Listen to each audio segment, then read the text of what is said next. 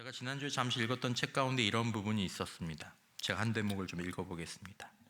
50대는 이런 반복과 변화의 감수성이 발달하는 나이다. 이 세상에 존재하는 형태가 있는 모든 것은 결국 부서지고 사라질 운명이다. 언젠가는 마지막이 찾아오게 되어 있다. 그것이 온전한 형태로 우리 곁을 지킬 때 후회 없이 누려야 한다. 만약 변화가 나타나기 시작한다면 곧 저물고 끝맺는 과정이 이어질 것을 예감하고 마땅한 이별의 채비를 해야 한다. 그래야만 실제로 끝을 맞닥뜨렸을 때 지나치게 섭섭해하거나 억울해하지 않고 어른답게 헤어질 수 있다. 그 대상은 사람일 수도 물건일 수도 일상일 수도 나 자신일 수도 있다. 이 책을 추천하거나 하는 것은 아닙니다. 여러 가지 좀 조언들이 좀 담겨 있어서 그냥 책 제목이 눈을 좀 끌어서 저도 50대인지라 한번 읽어본 건데, 근데 이 책의 내용 가운데서 이 대목이 계속 마음에 좀 생각이 났습니다. 중요한 것은 인생에서 반복과 변화의 원리가 적용된다는 것을 좀 마음에 두고 살자라는 것이죠. 이분은 그리스도인은 아닌 것 같아요. 인생은 반복되는 것 같지만 늘 마음에 그 변화를, 이것들은 변화될 수 있다는 것을 염두에 두고 살아야 한다는 것은 굉장히 중요한 조언입니다. 그러면서 이제 이렇게 얘기를 하죠. 그 반복되는 것 같지만 언젠가 변화되게 될, 또 변화될 수 있는 그 대상은 사람일 수도 있고 물건일 수도 있고 일상일 수도 있고 나 자신일 수도 있다라고 이렇게 굉장히 짧은 대목으로 마무리한 글 속에서 우리가 이렇게 살아가는 이 반복되는 이 현실을 감사와 기쁨과 행복으로 누리되 언젠가는 변화되어 찾아오게 될 상실과 슬픔을 준비하라는 그런 이제 무게 있는 메시지, 굉장히 무게 있는 메시지를 좀 이해할 수 있는 사람은 이해했으면 좋겠다라는 뜻이 이제 여운으로 좀 남겨놓은 거죠. 여러분들과 제가 다음 주 금요일에도 이 자리에서 만날 수 있게 될 줄 믿습니다. 당연하지. 반복되는 것 같지만 언젠가는 그렇지 않을 수도 있다는 거죠.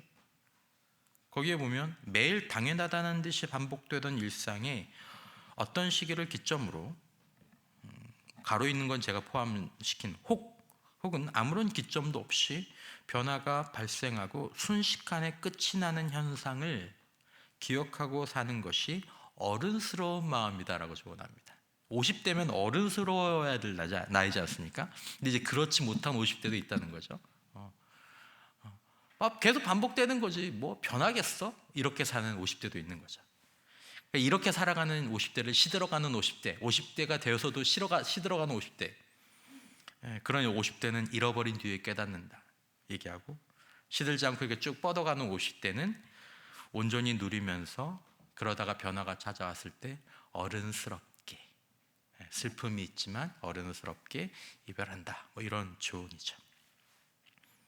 여러분, 보통 우리의 오늘은 어제와 큰 차이가 없는 것 같지만 그렇게 반복되다가 어느 순간에 더 이상 반복되지 않고 변화가 찾아오는 것이 인생입니다. 새로 산 물건은 어느 날 고장나거나 그리고 버릴 때가 오게 되기도 하죠. 여러분, 직장 생활을 매일매일 이렇게 출근하면서 행복해, 오늘도 직장 가네, 이런 분 있겠죠? 사업하시는 분들, 오늘도 내가 사업을 하는구나, 막 이렇게 행복하면서 매일 아침 가시는 분들도 있겠죠. 학교를 가거나 저처럼 사역을 하면 오늘도 주님, 제가 사역을 할 수 있다니 감사합니다. 매일매일 저는 그냥 그런 줄 믿으시길 바랍니다. 때로는 가족의 생활들, 때로는 우리 심지어 이렇게 때로 지루함을 느끼지 않습니까? 학교 안 갔으면 좋겠다, 오늘은 회사 안 갔으면 좋겠다, 오늘은 쉬는 날이라서 너무 좋다, 이렇게. 그러나 이제 그런 반복되는 생활들이 조용히, 그리고 때로는 급작스럽게 끝나는 변화를 맞게 되죠. 좋은 변화도 있죠. 저희 이제 둘째 아들이 군 생활을 이제 전역했는데 올라오는 차 안에서 그러더라고요. 아마 또 군대에 들어가야 될 것 같은 그런 마음들이 지금 막 든다, 이렇게 얘기를 하고. 지금 군대에 간 지 얼마 안 된 셋째는 전역한 형을 한없이 부러워하면서 이제 나라를 지키는 사람은 나뿐이 없네, 뭐 이제 이렇게 얘기를 하죠. 여러분, 아까 그 언급했던 책의 저자는 그 변화 속에 자신을 포함시키죠. 이건 굉장히 이분이 그래도 이제 세상적으로는 굉장히 지혜로운 사람이라는 것을 의미합니다. 나 자신이라고 하죠. 자고 일어나고 자고 일어나고 자고 일어나고 영원히 반복될 것 같던 그런 일상은 다시는 일어나지 못하거나 다시는 잠자리를 찾아 들어가지 못하는 변화를 맞게 된다라는 것을 이제 저자는 마음속에 품고 있는 겁니다. 자, 어른스럽게 살아간다 혹은 어른스럽게 신앙의 길을 간다는 이 성숙은 그 중에 한 면은 계속될 것 같아 보이는 일 반복 속에서 언젠가 일어나게 될 변화를 마음 한쪽에 늘 두고 살아가는 것을 의미하는 것이 분명합니다. 그게 성숙하다라는 거죠. 여러분, 이것을 인생은 이미 우리들에게 분명히 가르쳐주고 있죠. 반복, 그러나 변화. 더 이상 반복할 수 없는, 반복되지 않는 날이 찾아온다. 물건이든 일상이든 사람이든 내 자신이든. 어떻게 보면 나이가 들어간다는 것은 더 이상 반복할 수 없는 것들이 하나씩 하나씩 늘어가는 것이라고 말할 수도 있습니다. 그리고 이런 변화들은 크고 작은 상실을 뜻하고, 그리고 무엇인가 하나씩 둘씩 상실할 때마다 조그만 또 아니면 큰 그런 슬픔들이 따라오기 시작하죠. 두세 계단씩, 저도 계단을 2개, 3개씩 뛰어오르던 때가 있었는데 요즘은 계단을 오르면 가끔 무릎이 뻑뻑할 걸 느낄 때가 있습니다. 나이가 들었나 보다. 우리 권사님들이 보실 때는 목사님 한창 나이에요. 내가 목사님 말하면 뭐 한창 나이에요. 저도 이제 그런 길 가운데 있는 거죠. 그런 상실을 느낄 때 약간씩 슬픔이 따라옵니다. 여러분, 상실이 이어질 수밖에 없는 것이 인생이죠. 그러면 그에 따른 크고 작은 슬픔 역시 필연적일 수밖에 없습니다. 오늘 읽으신 애가는 슬픈 노래라기보다는 슬픔에 대한 노래입니다. 이건 시라고 얘기할 수도 있고, 어떤 형태로는, 어떤 의미로는 하나님을 의식하고 하나님 앞에 드려지는 기도라고 얘기할 수도 있죠. 자, 이런 애가를 부르게 되거나 이 애가를 드리게 된 역사적인 이유는 분명히 있습니다. 하나님의 나라와 하나님의 백성이라고 얘기할 수 있는 이 유다 민족의, 유다의 쉼없이 이어진 타락과 범죄로 인한 결국 그 멸망으로 인해서 이제 이런 애가의 근원이 되는 일들이 발생하기는 했죠. 그러나 단순히 이 애가는 단순히 어떤 범죄 그리고 그에 동반된 징계의 무서움, 그런 것들을 이렇게 표현하면서 회개해라, 회개의 필요성만을 일깨우기 위해서 불려지는 것은 아니다라는 것을 말씀드리고 싶습니다. 왜냐하면 이 애가는 역사적인 슬픔에서 시작되었지만 그 역사적인 슬픔을 넘어서 일반적인 슬픔을 다루는 영적인 노래이기도 하기 때문입니다. 그러니까 오늘을 살아가는 사람들 가운데 누군가가 성경을 쭉 읽다가 애가를 쭉 읽으면 과거의 슬픔 아니면 지금 겪고 있는 자신의 슬픔에 대한 깊은 공감을 발견하게 되는 것이죠. 내가 하고 싶었던 노래, 내가 하고 싶었던 기도를 대신하는 듯한. 여러분, 슬픔에 대한 노래는 죄인들에게만 필요합니까? 의인들은 이런 노래가 필요 없습니까? 그렇지 않죠. 슬픔에 대한 노래는 모든 사람에게 필요합니다. 왜냐하면 죄인들만 슬픔을 당하는 것이 아니기 때문입니다. 오히려 슬픔은 상대적으로 의로운 사람들에게 먼저 또 크게 덮치는 경우들도 심심치 않기 때문이죠.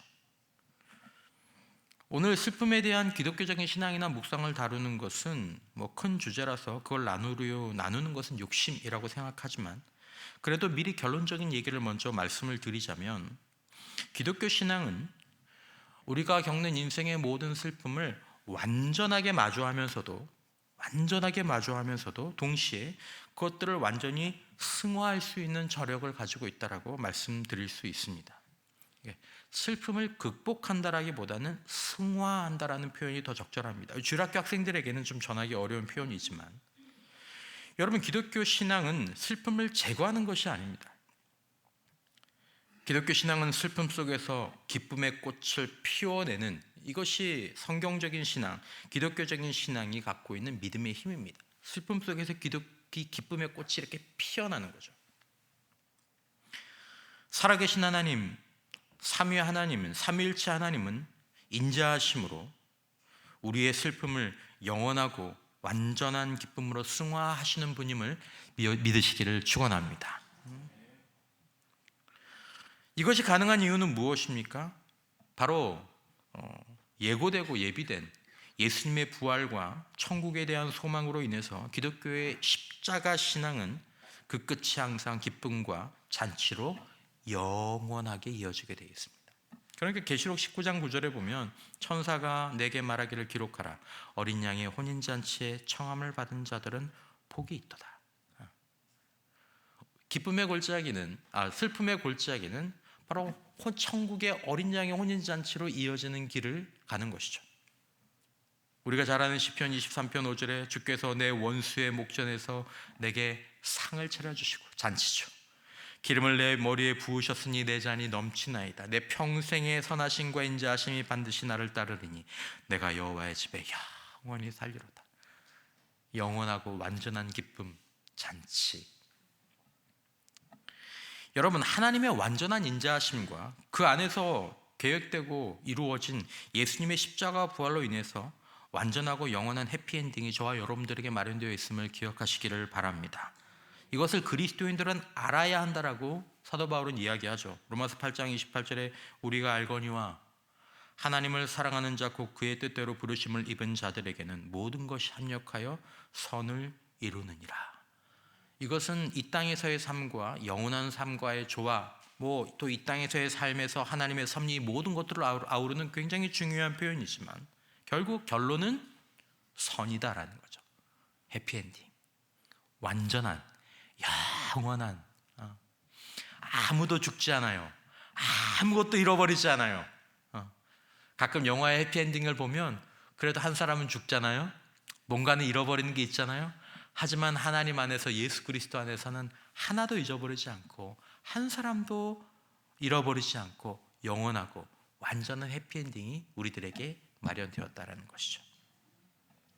이것이 우리의 결론입니다. 그럼에도 불구하고 기독교 신앙은, 그리고 성경은 하나님의 백성과 하나님의 자녀들에게 슬픔의 길, 십자가의 길을 외면하라고 하거나 그것이 무가치하다고 말하지 않는다는 것을 우리는 기억해야 할 필요가 있습니다.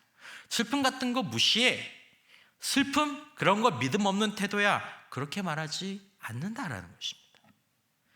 너 믿음으로 사는 거 봐서 내가 슬픔의 길을 피하게 해줄게, 이렇게 말씀하지도 않으십니다.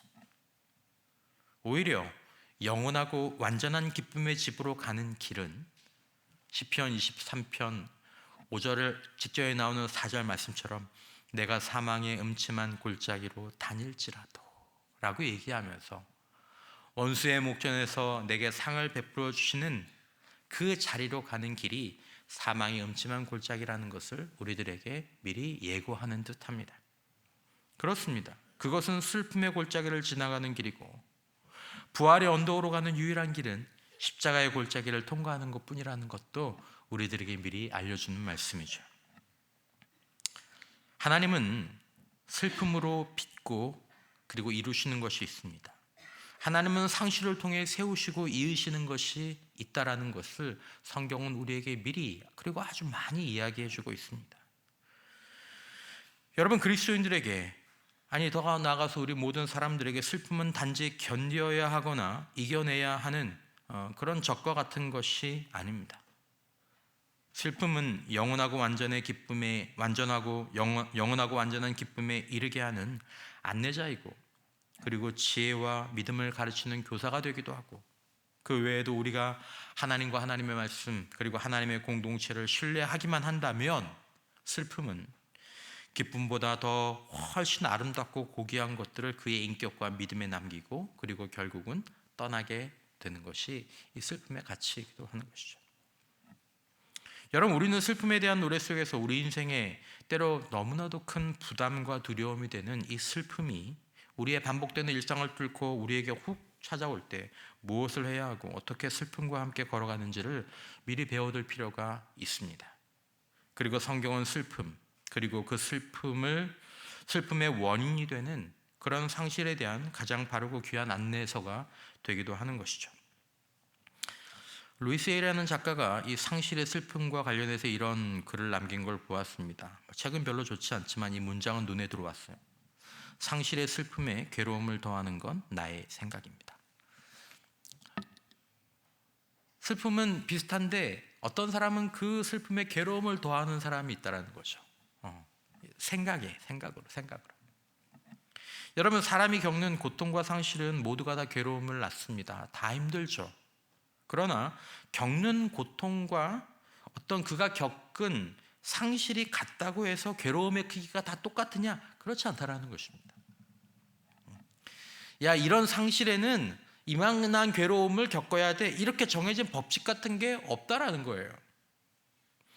그렇다고 괴로움이 아예 없는 것은 아니지만, 괴로움을 느끼는 것은 맞지만 각자의 생각과 태도에 따라서 어떤 사람의 괴로움은 아주 커지기도 하고 혹은 매우 적어지거나 최소한의 아픔으로 짧은 기간 동안 머물고 떠나기도 합니다.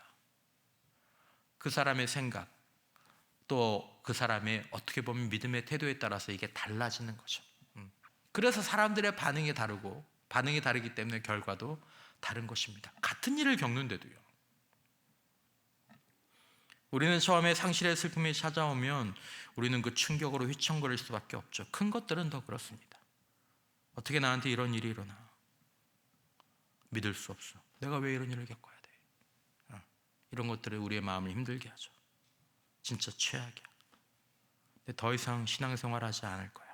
우리는 큰 충격을 겪으면 이런 얘기들을, 또 이런 마음들이 들기도 합니다. 성경에서 흘러나오는 슬픔에 대한 노래는 우리의 슬픔과 절망과 낙심과 두려움을 반영합니다. 오늘 읽으신 본문 17절, 18절, 주께서 내 심령이 평강에서 멀리 떠나게 하시니 내가 복을 내어 버렸으며 스스로 이르기를 나의 힘과 여호와께 대한 내 소망이 끊어졌다 하였도다. 인생에 아무 소망이 없어. 내 인생은 아무 소망이 없어. 나는 이제 영원히 불행할 거야. 하나님도 어쩌지 못해. 이런 말이죠.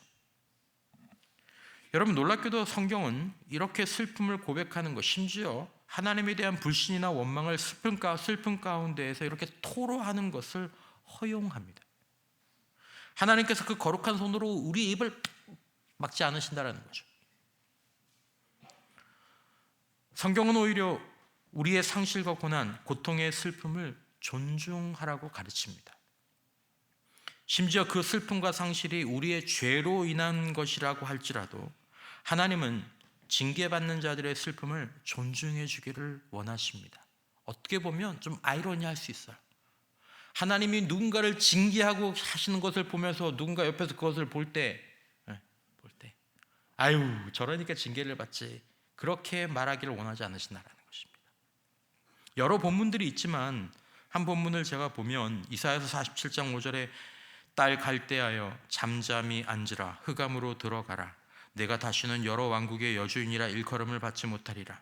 전에 내가 내 백성에게 노하여 내 기업을 욕되게 하여 그들을 내 손에 넘겨주었거늘 내가 그들을 긍휼히 여기지 아니하고 늙은이에게 내 멍에를 심히 무겁게 메우며 말하기를 내가 영영이 여주인이 되리라 하고 이 일을 내 마음에 두지도 아니하며 그들의 종말도 생각하지 아니하였도다. 하나님 말씀하십니다. 성경은 말하죠. 로마서 12장에 즐거워하는 자들과 함께 즐거워하고 우는 자들과 함께 울라. 우는 자들이 입을 막으려고 하지 않으십니다. 데살로니가전서 4장 18절 그러므로 이러한 말로 서로 위로하라라고 해요. 슬퍼하는 자들을 믿음이 없이 책망하라고 하지도 않으십니다. 슬픔은 죄인들과 심지어 징계받는 자들의 것이라고 하더라도 존중되어야 한다라는 것이죠. 하나님은 긍휼히 여기고 불쌍히 여기기를 원하십니다. 슬픔을 드러내고 표현하는 것은 성경에서 허용된 일일 뿐만 아니라 이제서야 우리들이 깨닫는 거죠. 사람들이 심리학적으로나 뭐 정서적으로나 이제서야 깨닫는 게 뭐냐면, 슬픔을 드러내고 표현하는 것은 사람에게 꼭 필요한 일이구나라는 걸 이제서야 깨닫죠. 하지만 성경은 이미 그것들을 허용하고 이렇게 드러내도록 하고 있습니다. 성경은, 하나님은 인간의 정서를 억압하지 않으십니다. 그걸 억압하는 건 종교적인 신앙이 이제 그걸 억압하죠. 성경은 억압하지는 않으십니다. 억압된 정서는 언젠가 어디선가 더 큰 문제로 고개를 들게 되어 있습니다. 정서는 사실은 직면해야 되는 것이죠. 슬픔을 드러내도록 하는 것, 어쩌면 그것이 세상에 가진 지혜와 위로가 줄 수 있는 최선의 길인지 모르겠습니다. 여러분, 그럼에도 불구하고 때로는 그리스도인의 가정이나 심지어 영적인 가정인 교회에서조차 이것을 허용하지 않는 경우, 이것이 허용되지 않는 경우가 있는 건 정말 안타까운 일이죠.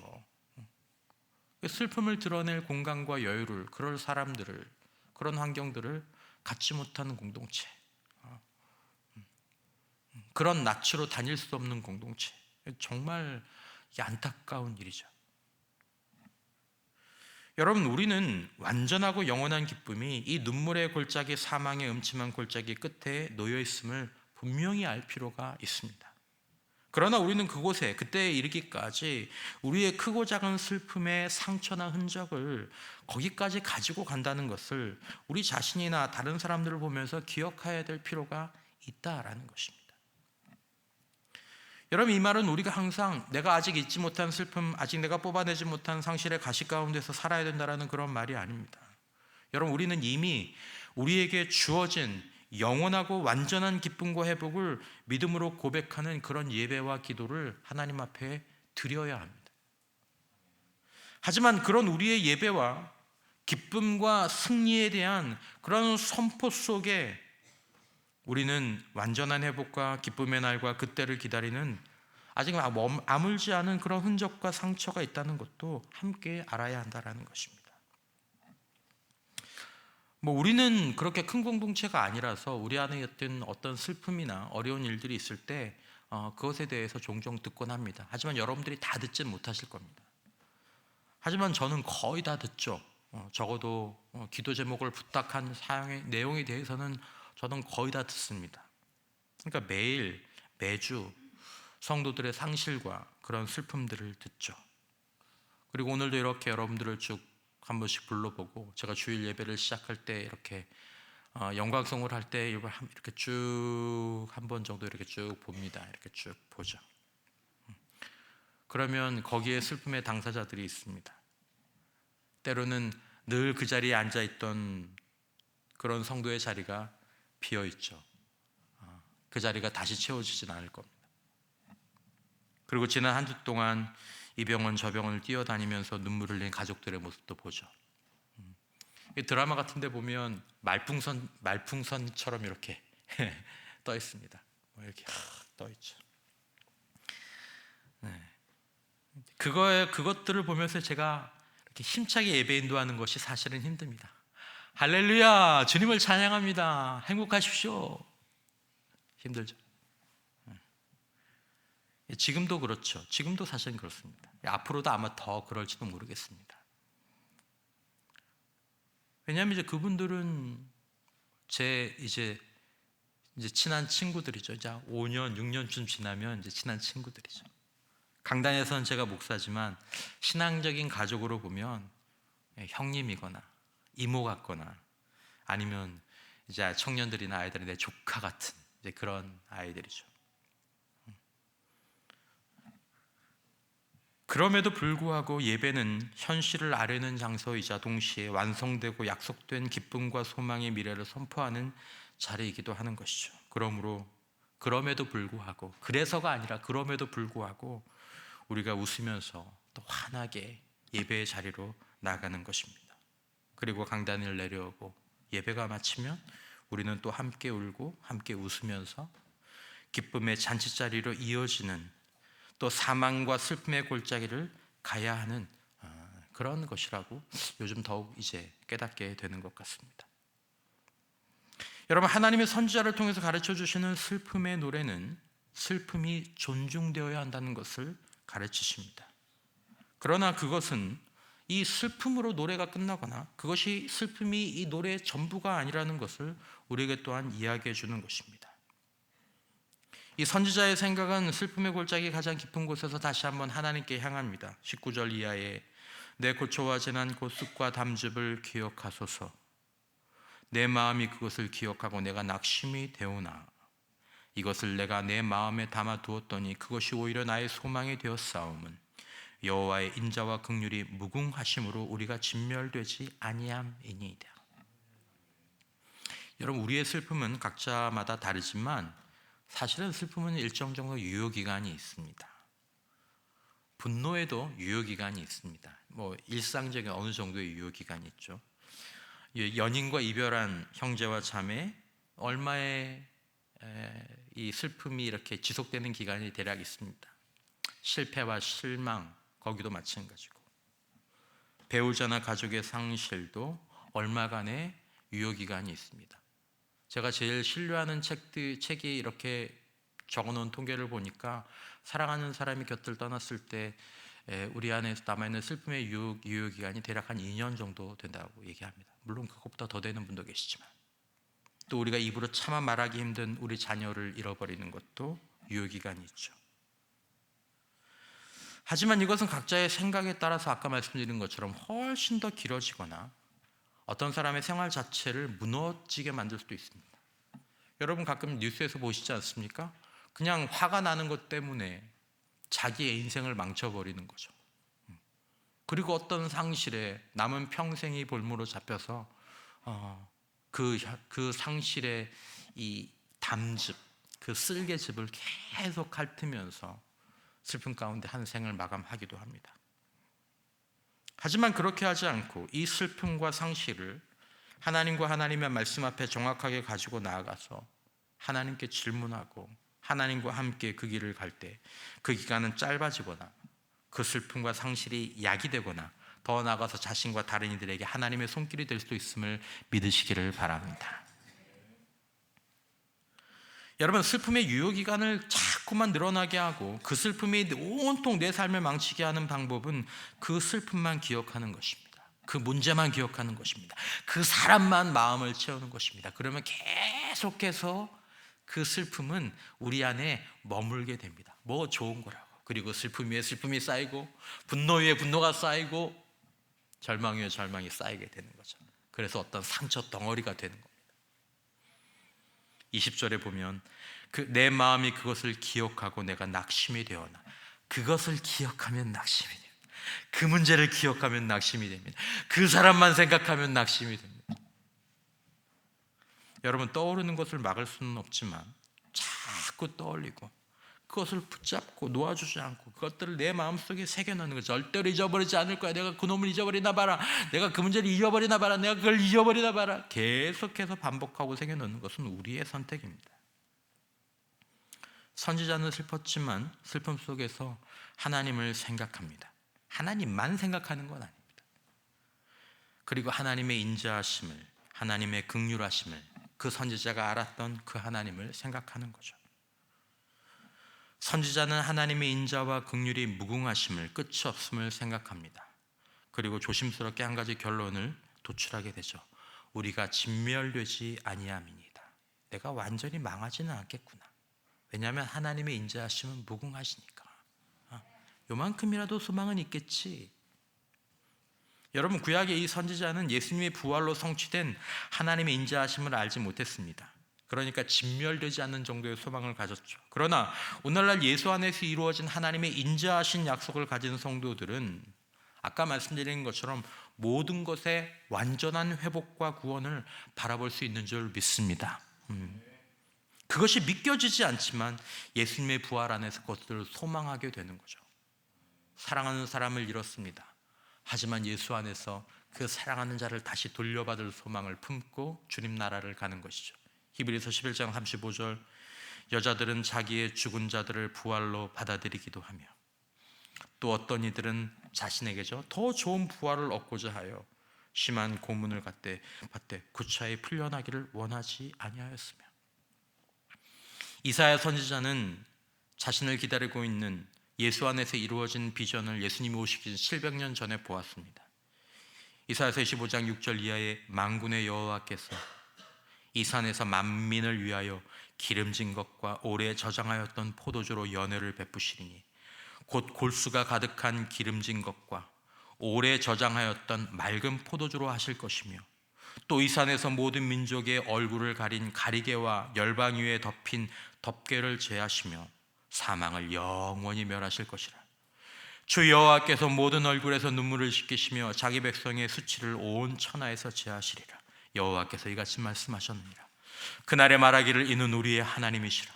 우리가 그를 기다렸더니 그가 우리를 구원하시리로다. 이는 여호와시라. 우리가 그를 기다렸으니 우리는 그의 구원을 기뻐하며 즐거워하리라. 여러분, 우리는 어느 날 반복이 중단되는 우리 인생의 변화를 마음에 분명히 두어야 합니다. 두고 살아야 합니다. 그것이 성숙하고 어른스러운 마음과 생각입니다. 그걸 갖추어야 하죠. 시편 90편 12절 우리에게 우리날 계수함을 가르치사 지혜로운 마음을 얻게 하소서. 어른의 마음입니다. 영원히 아무것도 변하지 않을 듯이 모든 것이 힘차게 반복되고 있을 때 나를 포함해서 모든 것은, 모든 상황은 변화되는 것이다라는 것을 마음에 품는 어른스러움을 갖추라고 성경은 이야기합니다. 전도서 12장 1절 너는 청년의 때에 너의 창조주를 기억하라. 곧 공고한 날이 이르기 전에, 반복이 끝나고 변화가 시작되는 날. 나는 아무 낙이 없다고 할 해들이 가깝기 전에, 해와 빛과 달과 별들이 어둡기 전에, 비 뒤에 구름이 다시 일어나기 전에 그리하라. 그래서 그런 변화가 찾아왔을 때 인자하신 하나님이 슬픔 속에서 낙심과 절망할 수밖에 없는 우리를 위하여 예수 안에서 이루신 완전하고 영원한 약속과 소망을 향해 눈과 마음을 돌려야 한다는 것이죠. 마지막으로 슬픔을 노래하는 선지자는 다음처럼 자신과 함께 슬픔을 겪는 공동체를 향해 말합니다. 40절과 41절 우리가 스스로 우리의 행위들을 조사하고 여호와께로 돌아가자. 우리의 마음과 손을 아울러 하늘에 계신 하나님께 들자. 예레미야는 우리라고 얘기하면서 자신을 회개의 대상에서 배제하지 않습니다.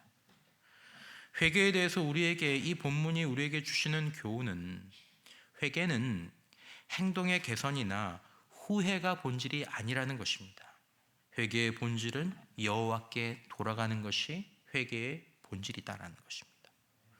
왜 내가 행위를 조사합니까? 내가 어떻게 살았지? 내가 무슨 생각을 하고 어떤 마음을 품었지? 그것들을 돌아보는 이유는 행위를 고치기 위한 것이 목적이 아니라 여호와께로 돌아가기 위한 것입니다. 나 계속 예배 잘 드리고 봉사도 하고 헌금도 하고 기도도 빠지지 않고 이러면 된 거 아닌가? 거기까지는 괜찮았는데 나는 여호와께 돌아왔는가? 라는 질문을 가지면서 행위를 조사하기 시작하면 그 행위들 뒤에 감추어진 우리의 죄, 근본적으로 회개해야 될 죄들이 드러난다라는 것이죠. 누가 죄인입니까? 익숙한 어떤 문장처럼 여호와께 돌아가지 않는 자들은 모두 죄인입니다. 41절은 회개에 대해서 정말 중요하고 또 아름다운 본문이라고 생각이 되는데 뭐라고 얘기합니까? 우리의 마음과 우리의 손을 아울러 하늘에 계신 하나님께 들자. 마음과 손을 아울러 하나님께서 들자. 새벽에도 말씀드렸던 것처럼 어떤 주석에 이렇게 표현되어 있었습니다. 주님께 돌아가는 것은 심장, 즉 죄와 반역이 시작된 곳으로부터 시작됩니다. 이렇게 했습니다. 신명기 6장 4절에 이렇게 얘기하죠. 이스라엘아 들으라.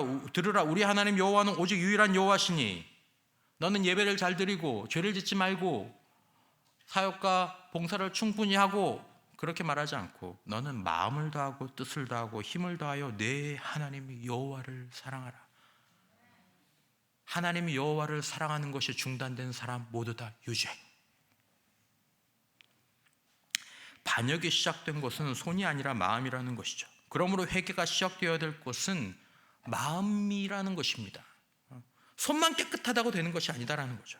마음이 하나님께 돌아와야 한다는 거죠. 하나님께 마음이 받쳐져야 된다는 것이죠. 우리는 종교 생활에 숨지 말고 더 들어가서 우리의 마음을 조사해야 한다라고 얘기하는 것입니다. 그리고 마음만 돌아오는 것이 아니라 당연하겠지만 마음으로 시작된 돌이킴은 손의 돌이킴에서 그 열매가 나타나기 시작됩니다. 이것이 온전한 회개입니다. 손만 뒤로 감추거나 아니면 손에 묻은 피만 닦아내면 그것이 회개가 되는 것이 아니고 하나님께 마음을 그리고 마음과 함께 손을 다시 바쳐야 회개가 이루어지는 것입니다. 여러분, 우리는 회개를 잊어가는 시대를 살고 있습니다. 그리고 회개를 잊어가는 것은 곧 슬픔과 상실이 우리에게 찾아올 것을 의미하는 위험한 징조이기도 합니다. 여러분, 우리의 슬픔과 현재 겪는 상실이 죄로 인한 것이 아니라고 할지라도 우리는 회복과 새로운 시작을 위해서라도 우리가 가장 먼저 시작하고 돌아보아야 될 것은 하나님께 마음을 그리고 그 마음에서 나온 손을 들어 바치는 것인 줄 믿으시기를 바랍니다. 제일 좋은 회복 그리고 제일 빠른 치유의 시작점이 바로 여기입니다. 여러분, 우리는 지금 개인적인 회개 그리고 공동체적인 회개가 필요한 시대를 살고 있습니다. 특별히 한국교회가 성도들의 마음과 손이 회개하지 않고 하나님께 돌아가지 않음으로 인해서 많은 성도들이 회복에서 멀어진 삶을 방황하면서 당연한 듯 살고 있습니다. 너도 그렇지 나도 그래 우리 모두 그런데 다 똑같이 더러우면 다 똑같이 깨끗하다고 생각하는 그런 인식들이 우리들 안에 있죠. 사실 더 심각한 것은 교회의 지도자들, 제가 그리고 저와 같은 사람들이 회개하지 않아서 열왕기서의 마지막 유다에 향한 경고처럼 위험한 경고와 징조들이 사실은 끊임없이 하나님으로부터 내려오고 있는 것이 오늘날의 현실입니다. 온전한 회개, 즉 온전히 하나님께 돌아가는 것이 우리의 상황이고 교회의 상황이죠. 여러분, 상실과 슬픔을 개인적으로만 겪는 것이 아닙니다. 하나님의 공동체도 겪습니다. 때로 사람들은 도저히 견딜 수 없는 상황이 아니면 하나님께 잘 돌아오지 않기도 합니다. 유다 백성들이 그것들을 보여주죠. 우리는 그러지 않아야 한다는 것이죠. 내가 마음이 돌아가야 돼. 내 손이 돌아가야 돼. 라고 느끼는 그때 돌아가는 것이 우리에게 지혜이고 성숙인 줄 믿습니다. 여러분, 저와 여러분들이 우리 공동체가 회개에 깨어 있었으면 좋겠고 개인적으로 교회적으로 모두가 다 하나님께 우리의 마음의 손이 들려지고 돌아가는 길을 완주했으면 좋겠습니다. 유다의 백성들은 때로는 손만 돌아간 적도 있었습니다. 몇 가지를 남겨놓고 돌아간 적이 있었습니다. 그러니까 금방 다시 죄 가운데로 돌아오게 되는 거죠. 마음까지 돌아와야 합니다. 그리고 여러분, 기도해 주십시오. 한국교회가 하나님께 마음과 손으로 돌아가기를, 그리고 그 돌이킴의 기도를 구할 때 예레미야처럼 자신을 제외시키는 것이 아니라 포함시켜서 기도하는 것이 우리들에게 필요합니다. 그리고 그렇게 우리의 마음과 손이 하나님께 돌아갈 때 회개에는 당연히 따라오는 것 중에 하나가 뭐냐면 성령의 능력, 회복의 영이 임하는 것입니다. 여러분, 오늘 우리가 반복과 변화하는 인생을 우리 마음 가운데 두고 살피는 이 성숙한 신앙의 지혜를 구하고 우리의 슬픔을 가지고 하나님 앞에 마음과 손을 돌아가는 저와 여러분들 모두가 될 수 있기를 주님의 이름으로 축원합니다.